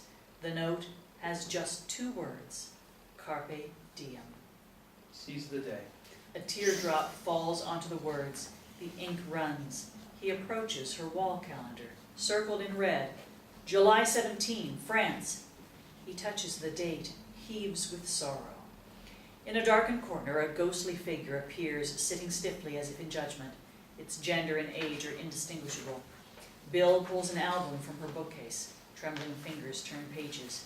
There's Monica in a high chair, playing in the snow, opening Christmas presents. He clutches it to his chest, steps to the center of the room, looks up. So, Heavenly Father, On Father, a beam of light seeps through the blinds, lights up his tear-streaked face. that's all there is. The figure's eyes are compassionate. It taps on the armrest. Oh, God, I know you're there. Off-screen, louder taps. Lord, in heaven, if you can hear me, I want you to know that I think you're a fucking coward to let this happen to my daughter. Bill drops onto the foot of the bed. The shadow's eyes are angry. The taps thunder until, off-screen, knock, knock.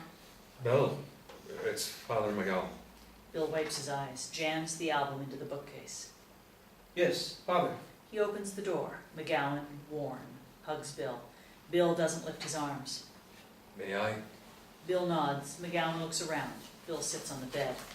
How are you holding up? Bill's hands cover his face. McGowan steps to the bookcase. He caresses keys on a toy piano. It was the most heartbreaking service I ever had, and I have 13 more.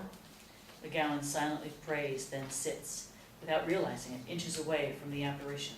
Those children were special. Monica perhaps even more so.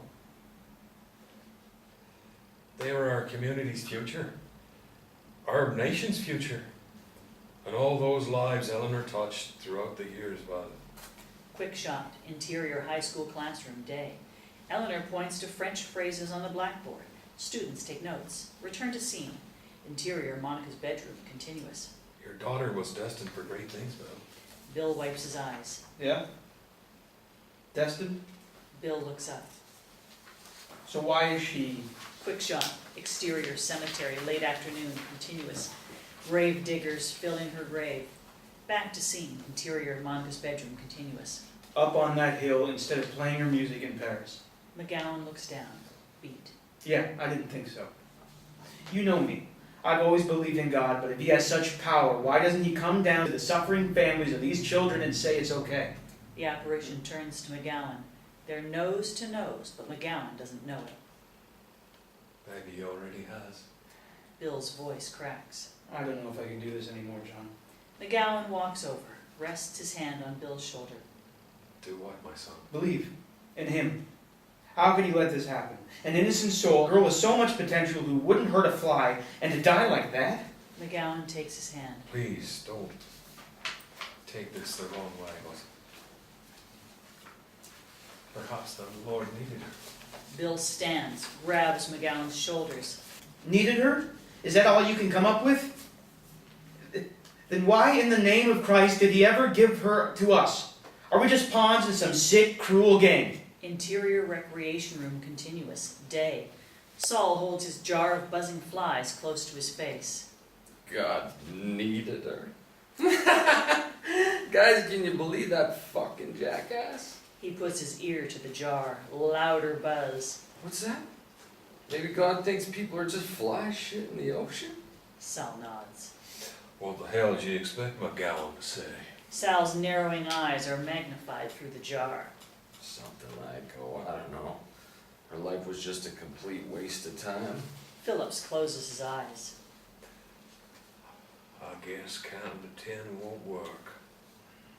Well, man of God or not, McGowan's job is to bring comfort to suffering souls. Just like one of Monica's closest friends is about to do. Exterior, Montoursville Cemetery. Continuous. Afternoon. Off-screen, chirping sparrows. A crystal clear late afternoon.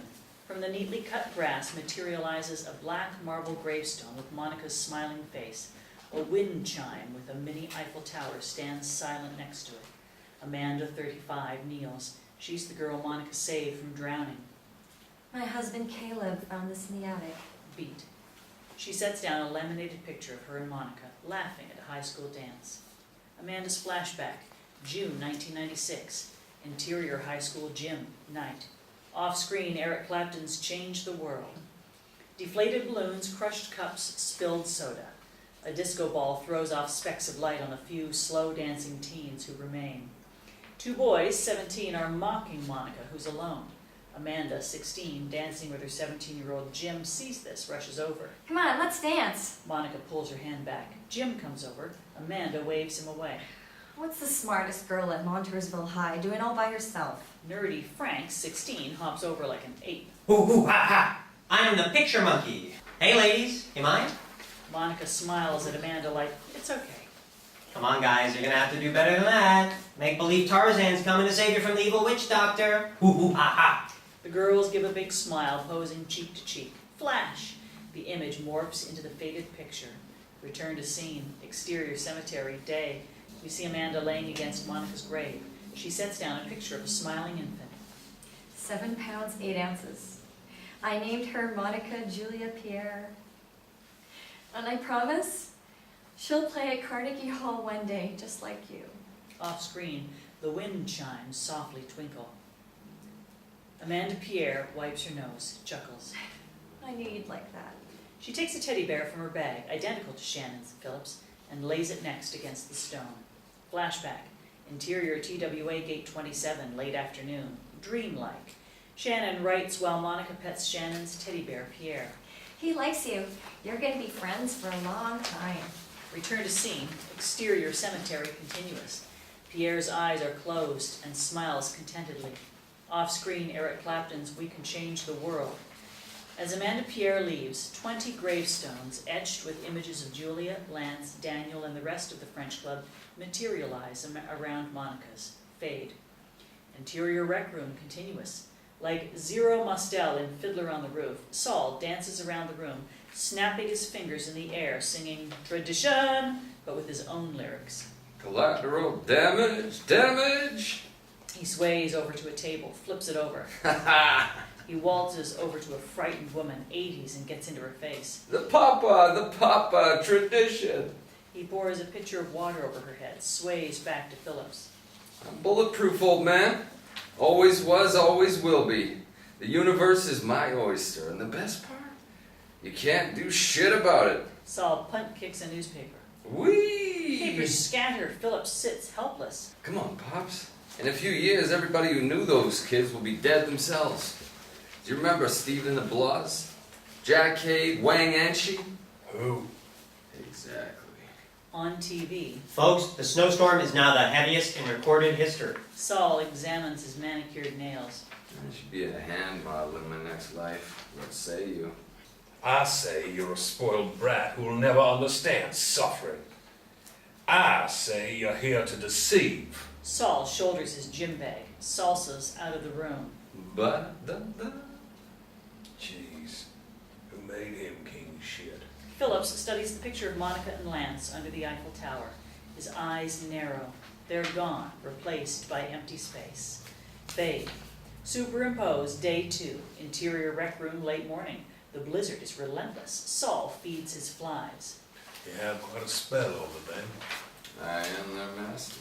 Saul twists the lid closed. You know, after all the shit that went down yesterday, I could use a good laugh. Come on, funny man. What do you got? Guilt's a terrible thing, huh? Phillips finds a joke in his books.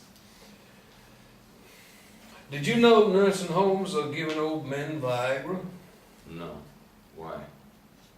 So we don't roll out of bed. Beat. You know, you're getting unfunnier by the day. I bet your family could use your help with all this snow. Don't go there, Pops. You know better. Oh, I didn't mean to. My wife's dead, all right? I haven't seen my boy in years, so fuck off. I bet he was a real terror. Saul sweeps everything off the table. He was a geek, all right? Geek. Who was the very first computer technician? Phillips doesn't wait for an answer. Eve. She had an apple in one hand and a wang in the other. Saul scratches his scalp, opens his vial of Haldol, drinks pills. Sometimes these stupid kids take the wrong fork in the road. Could it be his daddy switched the road signs? Off screen, howling wind grows louder. Saul tugs at his collar. This sucks. What sucks, Sal? Everything. These stiffs, A patient 80 stares into space. the snow, my kid, you. Saul paces, kicks a chair. Man, I need a good laugh. Tell me another one, old man. But make it good this time. Well, okay. Why should you always look at the fine print? Saul plants his hands on the table. I don't know. Why? Because the devil's in the detail. Saul throws a chair against the wall. What am I, some goddamn 5-year-old? Come on, Santa, make me laugh! Okay. Did you hear about the dyslexic devil worshipper? Saul leans over, gets into his face. As a matter of fact, I have not. He sold his soul to Santa. Saul tries to leave, but Phillips pins his hands to the table. Tell me about your son. Phillips' strength shocks Saul. He sits. Paint a nice picture for me, sonny boy. Ramirez pops his head through the door. Guys, we got big trouble. Phillips nods. Ramirez leaves. Off screen, a woman screams in the hallway. Oh my God! Orderlies rush to help. Saul and Phillips stay put. Interior hallway continuous. A dead male courier, 40s, lies in a pool of blood. Ramirez covers him, takes an envelope from the man's hands, addressed to Mr. David Phillips, and stuffs it into his pocket. Christ, just what I need. She calls 911. We see no signal. Interior recreation room continuous. As you were saying, You prick. You really gonna make me go through with this? Beat. Well, I come home one night and find all this macho shit on his computer. Phillips flips open a pad, writes. Nah, fuck you, I ain't doing this. you will tell me about him. Beat. Saul exhales. Saul's flashback, April 1999. Interior, Eric's bedroom, night. Scattered laundry, rock posters, beer cans. Younger Saul looks down at Eric's computer screen and sees, kill, jocks, get what they deserve. Return to scene. Interior rec room, continuous. Phillips scribbles like a psychiatrist. How did that make you feel? Like shit. What do you think? Okay, so then what? So I tip off the sheriff. I mean, I can't sit there and do nothing, right? Saul's flashback. Exterior, quiet street, night. A van window smashes. Eric Harris, 18, and Dillick Klebold, 17, rummage inside. A cop car rolls up, lights flashing. Interior courtroom, day. Harris and Klebold are lectured by a judge, 60s. Turns out the judge is cool and sends them to a few anger management classes. Interior classroom, day. Harris and Klebold take notes. Return to scene. Interior recreation room, continuous. Last I heard, he was working at a hardware store in Boulder. Interior rec room, continuous. We see Phillips' notes. It's a drawing of Saul with devil horns. Cool beans. He's selling hammers and the world's a safer place. Yeah. Nails and other shit, too. Phillips spells bullshit on the game board. Instantly, the building shakes. Cracks snake through the walls. Sonny boy, I think you really enjoy my version. The old man begins to retell Saul's story, and the events change in real time. Superimpose, Gunmare, Botswana. Exterior African village, day. Pretty sweat-soaked Rachel Joy Scott, 17, carries branches through the brush. Following her are 3 native boys, 15, carrying tools. So guys, isn't this a perfect spot for your hut? The teens smile. She picks up dirt, looks up to God. Superimpose, Columbine High School, April 20th, 1999. Exterior, Columbine High School, continuous, late morning. Crisp, peaceful spring morning. Rachel and classmate Richard Castaldo, 17, share a bag of chips on the lawn. Earth to Rachel. Rachel snaps out of her Botswana daydream. So you're really gonna do a mission trip to Botswana? Well, I want to do something good that people will always remember. Ever build anything? No, but I think it's more important to show my faith in God through actions instead of words. Straight A's, poet, actress, you've so much to offer. He hugs her, pats her back. Imagine where you'll be in 10 years. I'm sure the good Lord will reward you. Well, we can't predict our destiny, but we can do our best to help our fellow man while we're on this earth. Interior recreation room continuous. So, we're at your fork in the road. Which way do we go, Sal? By the way, feel free to stop me anytime. Sal laughs, turns pages of his comic Children of Hell. This shit cracks me up. Exterior Columbine High School continuous. Scott reaches into her bag. Can I trust you? Castaldo nods. I keep a special diary. Lots of kids do. Well, mine has messages that I send to God. She presses the diary against her chest. Promise you won't laugh? His expression, you know me better than that. She hands it to him. He turns pages. God is highlighted several times. I want to reach the unreached. Castaldo stops at a hand drawing, scribbled in the palm. These hands belong to Rachel Joy Scott and will someday touch millions of people's hearts. Exterior top of staircase continuous. Harris and Klebold, wearing black trench coats, sunglasses, glare down, snicker at Rachel. Exterior Columbine High School continuous. Castaldo looks up at Harris and Klebold. Well, I see a couple of souls who sure need saving. She shades her eyes, looks at them. I know one of them since kindergarten. Why are they dressed like that? Interior recreation room continuous. Phillips spells bang. Saul shrugs, flips pages of his comic book. Okay, if you say so. Exterior Columbine High School continuous. Castaldo gives her the diary. She lays it on the blanket next to her. I'm going to devote my life to spreading his word. A wind gust blows the diary open to the hand drawing. Wow. If that's not a sign from God, I don't know what is. Interior recreation room continuous. Do you have something against building huts in Botswana? Saul's engrossed with his gory comic book. I love zombies. Look at me, you idiot. Jeez, this is so cool. You pathetic bastard. You had your chance to stop this. Exterior Columbine High School continuous. Crack, crack! Rachel reels back, shot in the leg, bleeding badly. Oh God, why? Harris presses his gun to her temple. Eric, why are you doing this? We see a mole under Harris's right eye, like the German saboteur at Chilwell and Malloy on Flight 800. Do you still believe in God? No, I do. Harris cocks his gun. Off screen, we hear Sal's buzzing flies. Interior recreation room continuous. Sal's tweezers pull the wing off a fly, and exterior Columbine High School continuous. Bang! Rachel's shot. Blood splatters on the hand drawing in her diary. Castaldo is shot. Harris and Klebold run up the stairs. Interior Columbine High School continuous. Harris, Klebold stop at a staircase. Kids laugh, climb stairs. Interior staircase continuous. 3 students, 16, freeze. Pop, pop, pop! Shot, they tumble down the stairs. Interior hallway continuous. Harris, Klebold stop at a classroom. The door is open. Harris tosses in a bomb. Off screen, boom, screams. And now, sonny boy, the library. Interior rec room continuous. You do know what happens in the library, right, Sal? Sal covers his ears. Not interested, old man. Will you let those innocent kids die? Sal covers his ears. La la la. Phillips yells louder. You can't run away, sonny boy. Interior Columbine High School library continuous. Teacher Melinda, 30s, bursts through the door. Everybody get down! Panic, screams, kids scatter. Developmentally challenged Kyle Velasquez, 16, sits frozen at a computer. Klebold stops behind him, cocks his gun, pauses. Velasquez fantasy. Interior office, day. He's in his mid-30s, is on the phone at his desk. His nameplate, Kyle Velasquez, Director of Human Resources.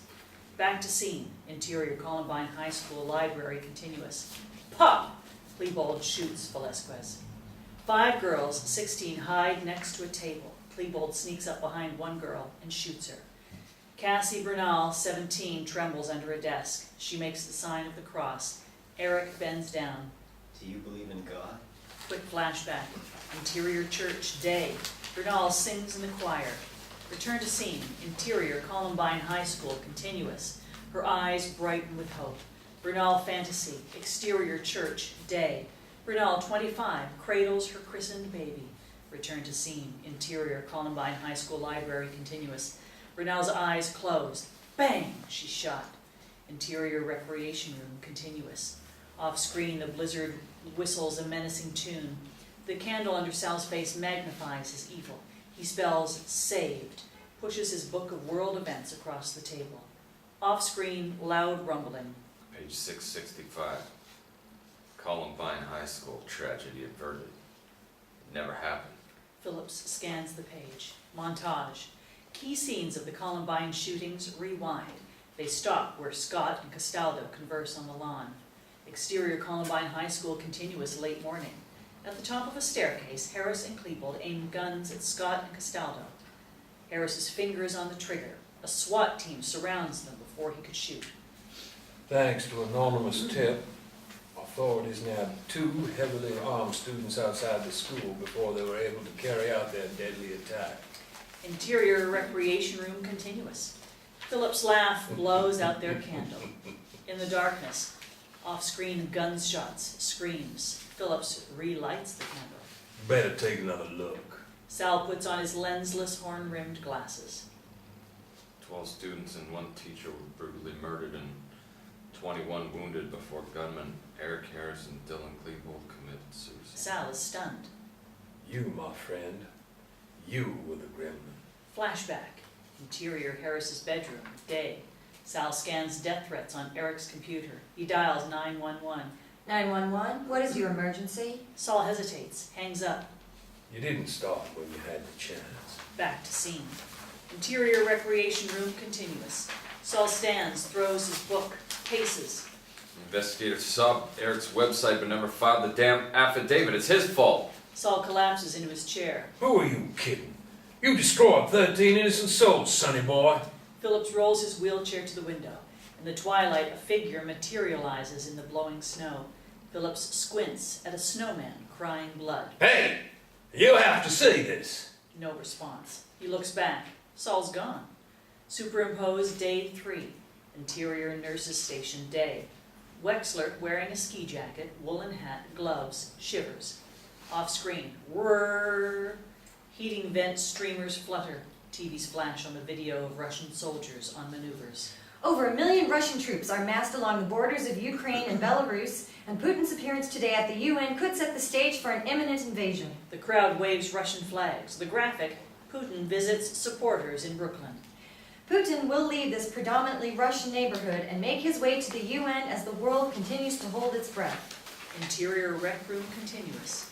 Phillips chops frozen coffee in his cup with a pencil while searching through his joke book. Who's the most powerful man in the world?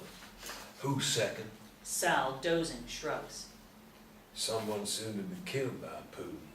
Phillips flips the letter E off his thumbnail. In slow motion, it lands at the end of the word he's spelling. Assassinate. Exterior, Brighton Beach, Brooklyn, continuous. Putin with 1 foot inside his limo slaps at a fly on his hand. Interior, Putin's limo later. Angry protesters. Fights. Signs read, "Death to Putin." It's bordering on a full-scale riot. A man, 20s, bounces off the windshield. Putin is stone-faced. People come into this world with the ability to be good, bad, or something in between. They choose. A man, 30s, waving an American flag, is being beaten. Putin smiles. Even Hitler had his normal moments. Series of shots, Hitler acting normal. Laughs with Eva Braun, pets his dog Blondie, chats with young girl. He chose to be what he was. Concentration camp scenes, civilians executed, cities smoldering in ruin, cemeteries. Back to scene. Interior recreation room continuous. Ramirez slips Phillips the envelope he lifted off the murdered courier. Phillips stuffs it into his bag. So, So what? some poor schmuck got chopped up and it's top secret. Off-screen, TV blares. We've just received word that Russian President Vladimir Putin went into cardiac arrest in his limousine as it crossed the Brooklyn Bridge. Sal crunches into an apple, wipes his chin with his sleeve. He imitates Winston Churchill. If Hitler invaded hell, I would make at least a favorable reference to the devil in the House of Commons. Interior, Putin's limo continuous. An oxygen mask covers Putin's face. An aide, 40s, screams at the driver in Russian. Faster, faster! Exterior, Brooklyn Bridge continuous. Black SUVs flash red, blue lights. Helicopters hover. Putin's racing limo glances off cars, swerves, weaves through the traffic. Interior, Putin's limo continuous. Everyone jerks side to side. I must speak with Medvedev. He's dying. Exterior, White House lawn continuous. The presidential chopper lifts off. Interior, presidential helicopter continuous. President Jack Lawrence, 60s, looks like the weight of the world is crushing him. He sits opposite aide Chris McAllister, 40s, who ends a phone call. Medvedev is waiting to be sworn in, Mr. President. Get me General Taylor. Interior New York Presbyterian Hospital continuous. Putin on a gurney is raced down the hall by surgeons, nurses, Russian security. Interior intensive care continuous. A defibrillator gives Putin a jolt, then another. Beep! A poker-faced aide, 50s, calls the Kremlin. Yes, the president is dead. With tweezers, a nurse removes a fly from Putin's hand. The aide studies it, waves over another aide, 60s. What does it mean? The second aide sniffs the fly. War. Superimpose Smolensk, Russia. Exterior Russian army camp, continuous, twilight. Truck headlights twinkle for miles. Off screen, whistle. 2 soldiers prepare to board. One grinds his cigarette into the mud. They finally got Putin? Who did? The Americans. Soldier 2 shows Soldier 1 a picture of a gorgeous woman. Who figures? I just married informer Miss Moscow. Dejected, they climb into the truck. Interior recreation room continuous. Ramirez turns up the TV. Shocking development in Manhattan. Sources say Russian President Vladimir Putin died moments ago after going into cardiac arrest as his limousine crossed the Brooklyn Bridge. In Moscow, Prime Minister Dmitry Medvedev has just been sworn in, and he's calling Mr. Putin's death an assassination and grounds for war. Series of shots. Allies, Russians mobilize. A U.S. tank winds its way through the countryside. Ballistic missiles. U.S. jets take off. Allied troops board trucks. The Kremlin goes dark. Russian jets take off. Interior nurses station continuous. Wexler's on the phone with Olivia, 40s, a hospital administrator in England. We now go to Jill Daniels at New York Presbyterian Hospital. So, what can you tell us about Dave Phillips? Well, it seems that a dear friend has quite the history. How should I say, unsavory activities? Unsavory? That sweet old man. I'm afraid so. Stay by your computer for the moment and prepare to be godsmacked. Interior recreation room continuous. It's empty except for our 2 Scrabble players. You know, this Putin thing means we'll have to start from scratch. Oh, nothing like a fresh start. You're okay with that? Oh, take a chill pill, sonny boy. It's just a game. It'll turn out any way we want, as usual. Sal spells no. Phillips rolls his eyes. You know me, I'm just a lazy bum. Come on, the whole thing is a damn mess. Sorry, Pops. Sal, spelling no, leads us to a reverse montage. Allies, Russians demobilize. It takes us back to the 2 Russian soldiers. Exterior, Russian army camp, continuous day. Superimpose Smolensk, Russia. Off screen, whistle blows. They're about to board their truck. Soldier 1 grinds his cigarette into the mud. So, Putin got cold feet. Only one complaint here, comrade. Soldier 1, all smiles, pats shoulder number 2 on the back. But my friend, we live another day. Soldier 2 shows his buddy a picture of a fat woman milking a cow. Yes, we live. But now I am forced to return to my pig of a bride. Interior nurses station continuous. Wexler watches a picture of a 50-ish Dave Phillips download. He has a mole under his right eye. The first of his crimes, murder of 134 men, women, and children, Chilwell, England, July 1st, 1916. Murder, arson. She gets close to the screen. Jose, get in here now. Interior recreation room continuous. Off-screen TV blaring. 49-cent chalupas and a chance to win $1,000. Burrito King, we treat you like royalty. Phillips rubs his stomach. The news returns. Putin has just arrived at the UN, and we've learned that his address will include a reduction in troops along Russia's western borders. Off-screen, a helicopter's womp, womp, womp. Sal goes to the window, looks up. Shit. Guess who? Exterior, Elysium retirement home, continuous. The police chopper lands in a clearing. 4 cops exit. They trudge through waist-high snow to Elysium. Interior hallway continuous. 2 cops stay behind and inspect the sheet-covered dead courier. The other 2 head to the rec room. Interior recreation room continuous. Pot-bellied officer John Gentile, 40s, enters with partner Tim Devlin, 30s. Gentile taps the thermostat. 45. How are you 2 jabronis not dead? It's like a blizzard can't keep you pricks from your appointed journey. Gentile removes his gloves. No, it can. Gentile turns down his police radio, motions to Sal's fly jar. I can see why they're attracted to you. Gentile's stomach hangs over his belt. Beat stuffing my face with donuts, cookie puss. I'm sure you know about the stiff in the hall. Interior hallway continuous. Zip! A hand closes a body bag. Interior recreation room continuous. Sal and Phillips shake their heads. Terrible thing. First, we're gonna have a little talk with your boss, Mr. Janitor Man. So don't leave town.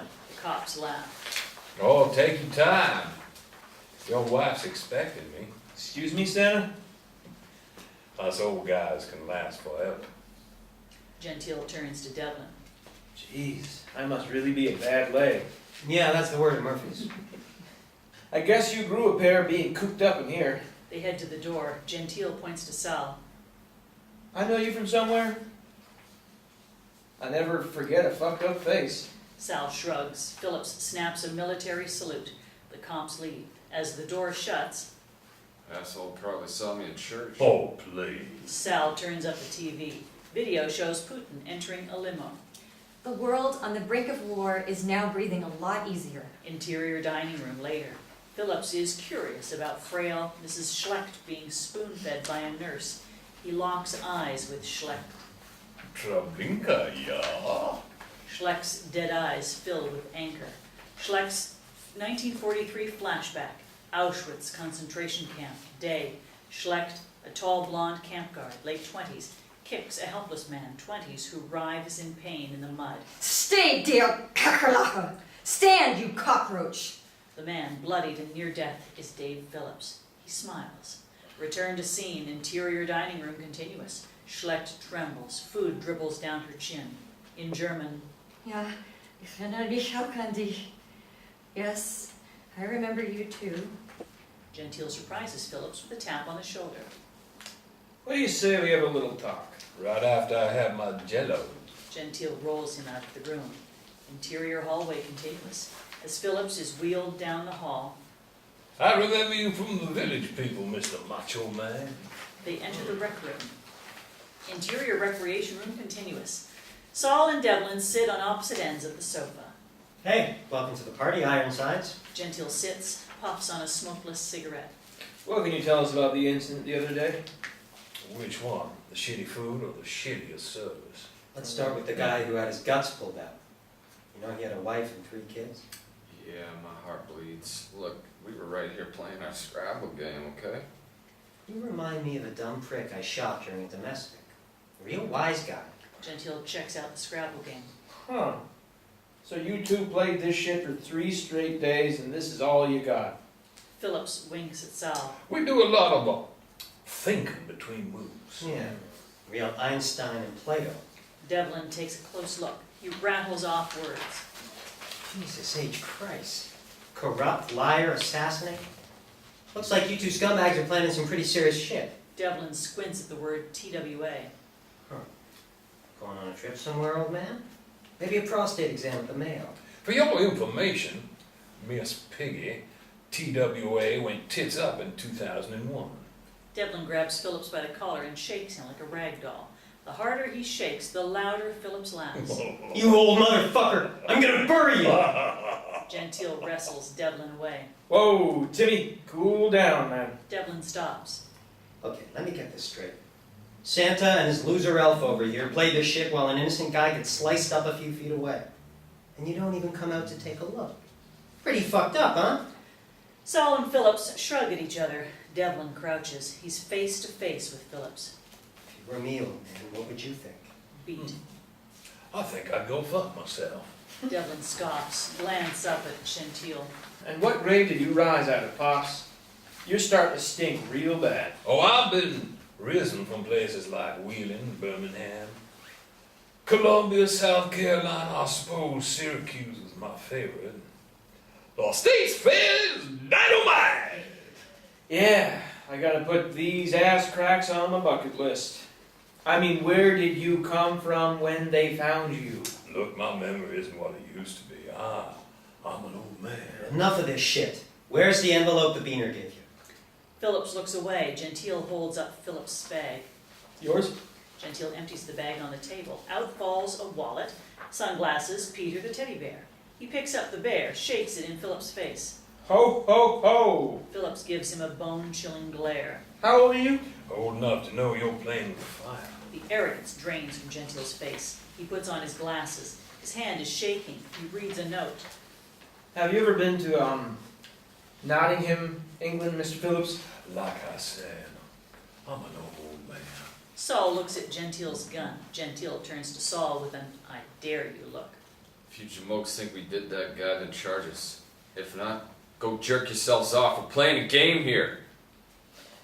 Hey, Tim, look at that. We're screwing up this little play date.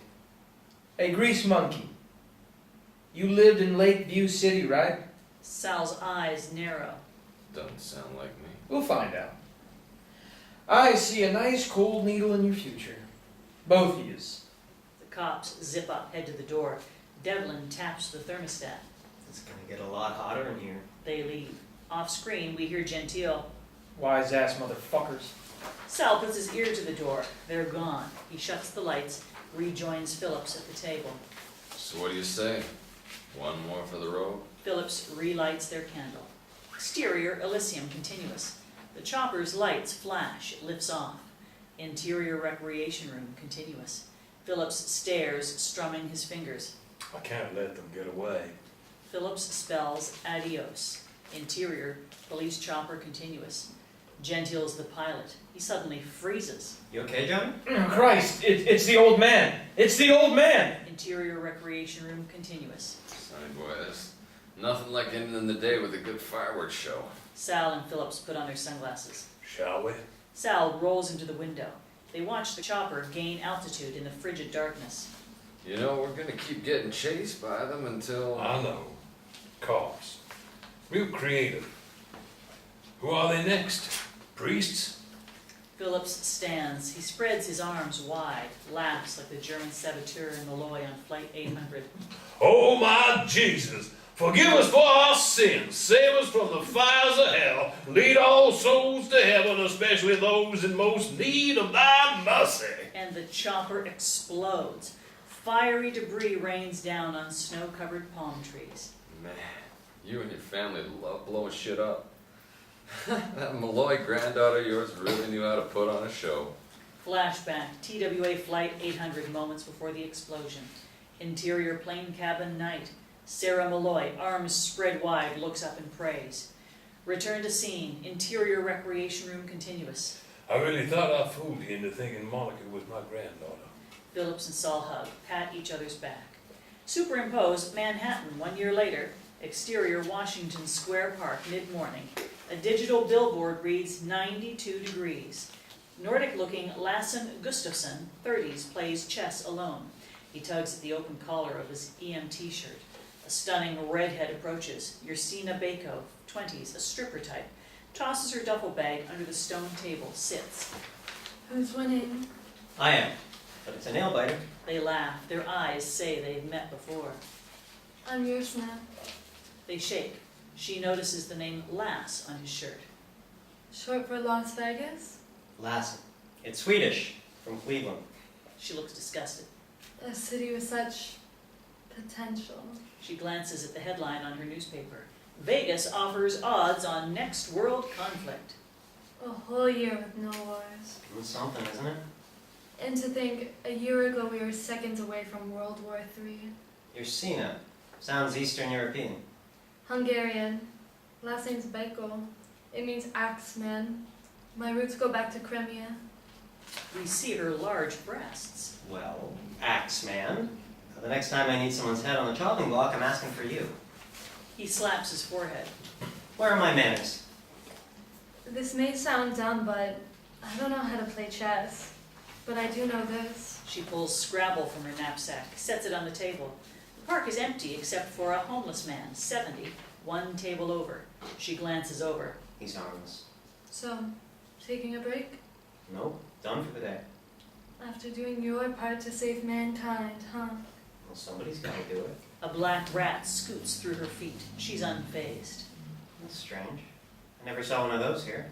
Oh, he won't bother you. So, do you live around here? Are you, by any chance, a veterinarian? Or an exterminator? She imitates Arnold Schwarzenegger. Yeah, I come from the future. I am the Terminator. They laugh. Something tells me you're not from around here. She rests her chin on her fist, playfully touches his hand. So, where do you think I'm from? Lassen flashback, September 15th, 1963. Exterior church, Birmingham, Alabama, morning. Sunny, crisp autumn morning. A black couple, 30s, and their 4 children climb the stairs of an old brick church. Boom! A huge explosion sends them high into the air. We see the fireball reflect off Christina's eyes. Return to scene. Exterior, Washington Square Park, day. Let's see. Beautiful, intelligent. I'm thinking maybe Joycey? She laughs, playfully pushes him. No, silly. She taps a cigarette out of an English Dunhill pack, lights up. Actually, I was adopted, so I'm not sure where I was born. Isn't that crazy? Beat. She blows smoke from the side of her mouth. I wish I could spend more time here, but She bobs her head, covers her mouth. my job. What kind of work does a stunningly gorgeous woman such as yourself do? She hands him her card. Ursina Bako, VP Quality Assurance, Malditron Corp. He reads it, looks at her. We change the lives of hundreds of millions worldwide.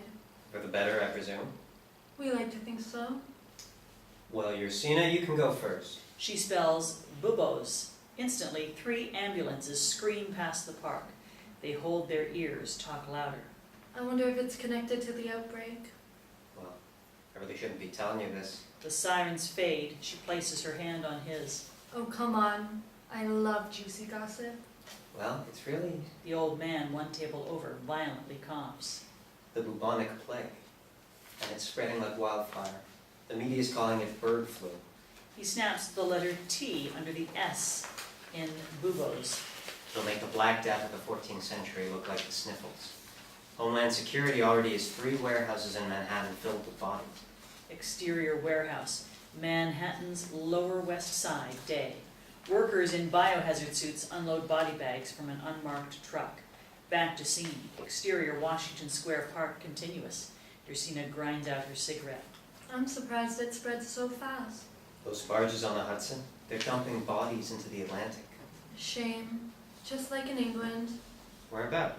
Ever hear of Nottingham? Hey, you're looking at the geography champ of Chagrin Falls High. Now, from what I recall, it's 128 miles north of London. That's amazing. She lights up another cigarette. What can you tell me about Madagascar? 4th largest island in the world. Well, they had a plague outbreak a few months ago. Begin flashback. Exterior alley, Antananarivo, night. Dark, filthy alley. Black rats nibble garbage. Exterior street, Antananarivo, night. Men in surgical masks cross a crowded street. Ursina is a face in the crowd. Back to scene. Exterior, Washington Square Park, continuous. The old man one table over spits up blood, collapses. Ursina smiles. Series of shots, plague scenes throughout history. Ursina at a mass plague burial in medieval England. Ursina in a crowd watching bodies burn in a field in 17th century France. Exterior, Washington Square Park, continuous. In his haste, Lassen misspells save. The old man dies. Lassen's eyes say, I won't let this happen. Her eyes say, you owe me one, remember? Superimposed, 12 miles off New Jersey coast. Exterior, Coast Guard cutter deck, continuous. Sunny, open sea. A crane lowers a crate marked biohazard into the ocean. Similar crates are stacked high. Exterior, Washington Square Park, continuous. Lassen spells stop. Ursina steeples her hands. You're so gutless. Exterior, Coast Guard cutter, continuous. The ship disappears. Exterior, Washington Square Park, continuous. Stop, reverses the old man's death. He's now playing chess like nothing happened. So, now you're a humanist. We go to a series of shots, catastrophes throughout history. Bodies decay in mud. You didn't seem to care when floods killed 4 million in China in 1931, Atom bomb explosions at Hiroshima and Nagasaki. or the 80 million who died in World War II.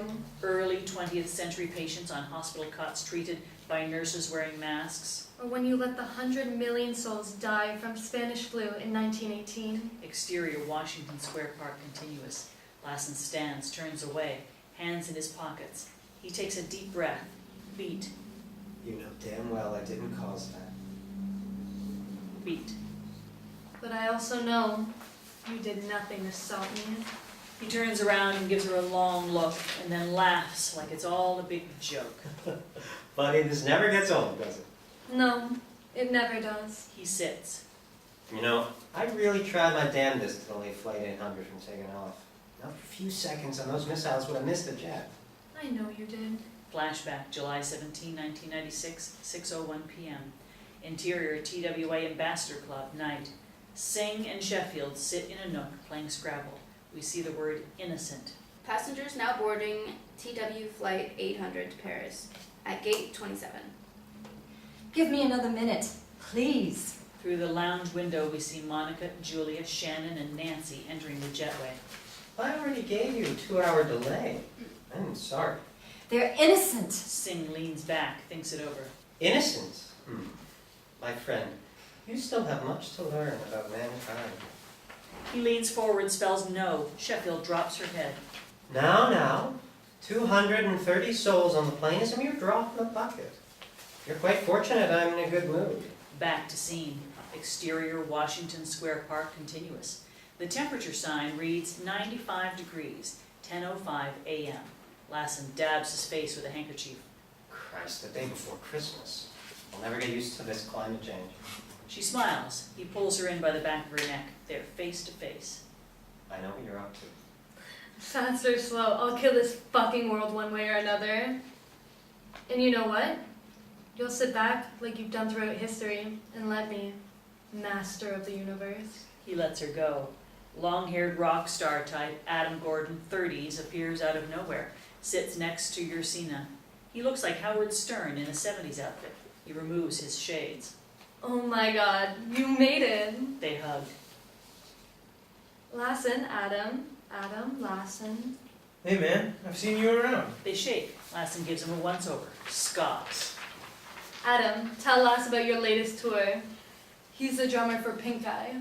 Bangkok, Tokyo, England, and Melbourne. Yeah, some pretty cool shit. Come on, you're leaving out the best part. Oh yeah, Antananarivo, Madagascar. Lassen claps his hands on his knee, smiles. So, now you're a rock star. Well, Jose, I must say you've come a long way since the days when you were a Dominican orderly in a Florida old age home. Adam stares at Lassen. Adam fidgets. Beat. Adam slaps his knee, bursts out laughing. I can never get anything past this guy.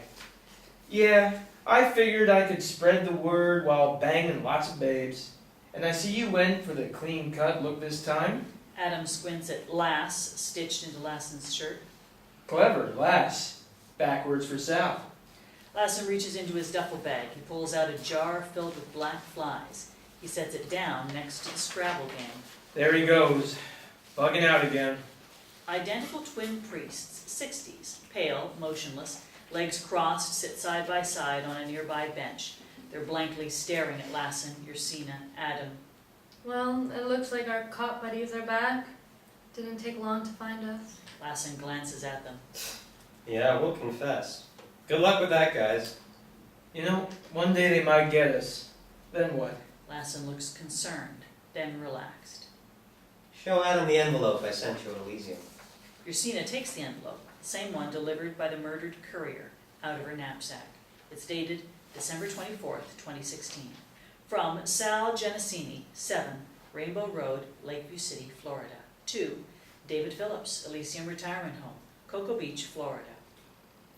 As she opens it, we see a small mole under her right eye.